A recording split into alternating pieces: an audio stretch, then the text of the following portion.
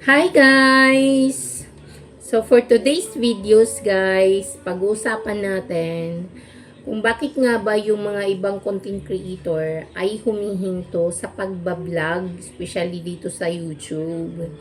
Pero bago ang lahat, paki-subscribe po muna ako and paki-share na lang kung kaya, and then paki-comment na lang din po dyan kung ano man yung gusto mong sabihin sa ating content today. So yun guys, advice ko lang guys, lalo na sa mga ibang content creator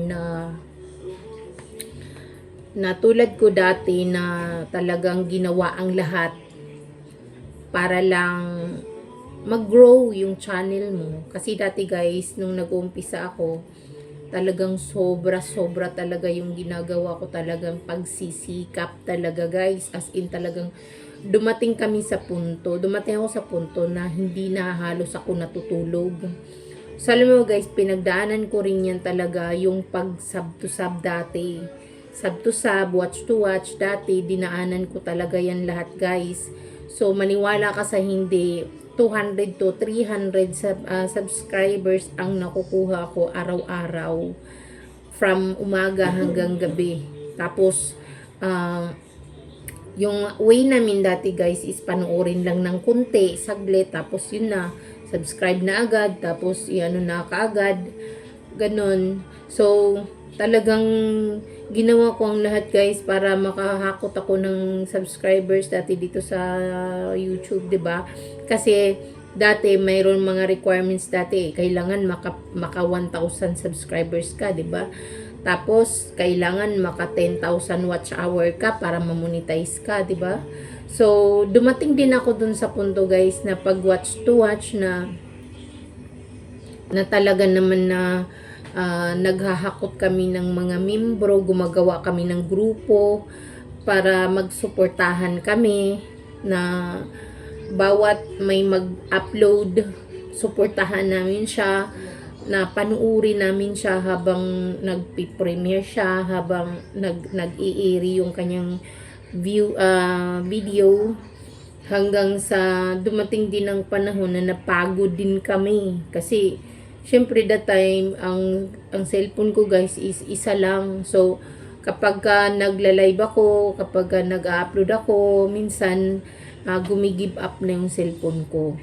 Hanggang sa dami naming magkakasama guys, mga siguro mga 50 kami noon. Marami talaga kami noon.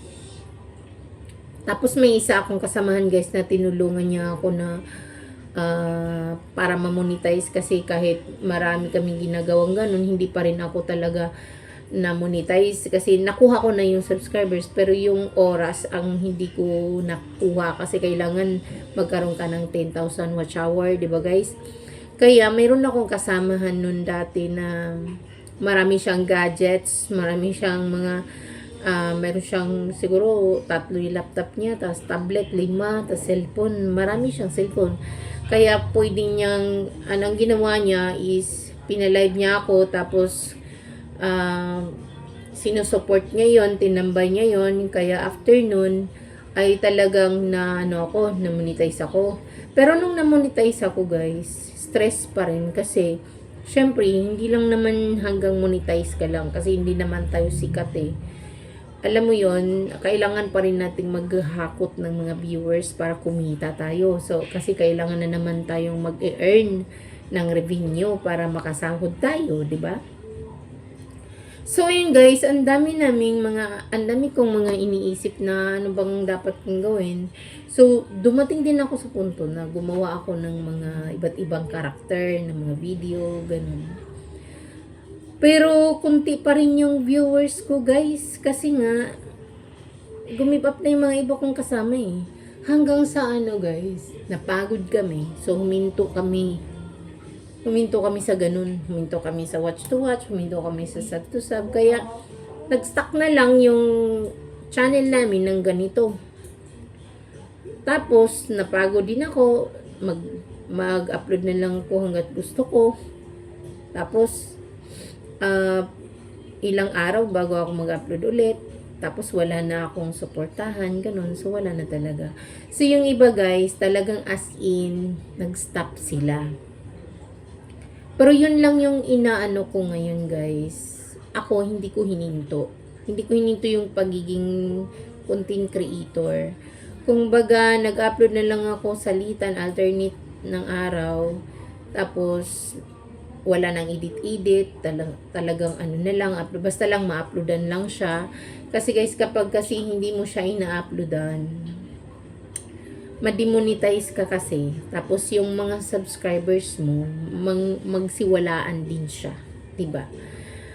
Sayang lang kasi kung iniwan mo yung channel mo na pinaghirapan mo ng ilang buwan, ilang taon, tapos sasara mo lang ng ganun. Sayang yung puyat, sayang yung pagod, sayang yung pagpupursige mo dati. Kaya kailangan guys, wag mo muna siya din kalimutan. Mag-upload ka rin pa minsan-minsan.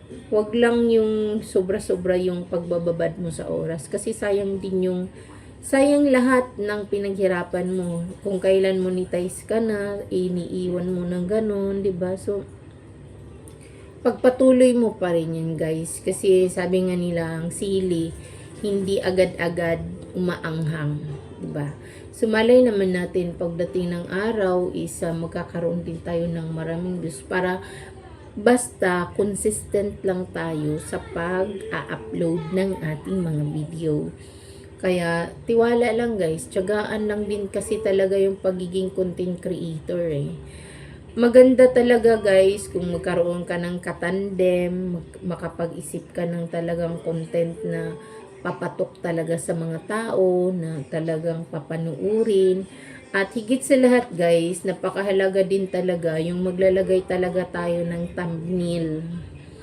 At yung thumbnail natin is mayroon siyang magandang caption kasi diyan din nagkakapag encourage sa mga tao na i-click nila kung ano bang mayroon dyan sa iyong channel. Diba guys? So ako guys, wala din talaga akong maisip na content na pwede kong upload na magkaroon ng maraming views. So ano lang yung maisipan ko talaga, lalo na busy din tayo kasi kailangan din nating magtrabaho eh. Kasi syempre, kailangan din nating kumita kasi nga hindi naman tayo kumita ng malaki dito sa pagbablog. Maliban na lang sa mga tao talagang sobrang maraming supporters kaya hindi talaga sila humihinto kaya ang ganda na ng tinakbo ng kanilang channel, 'di ba? Talagang successful na sila, guys. Pero wag tayong mawala ng pag-asa, guys. Pagpatuloy pa rin natin 'to. Sayang yung ating nasimulan, guys. So, yun lang, guys. Thank you for watching.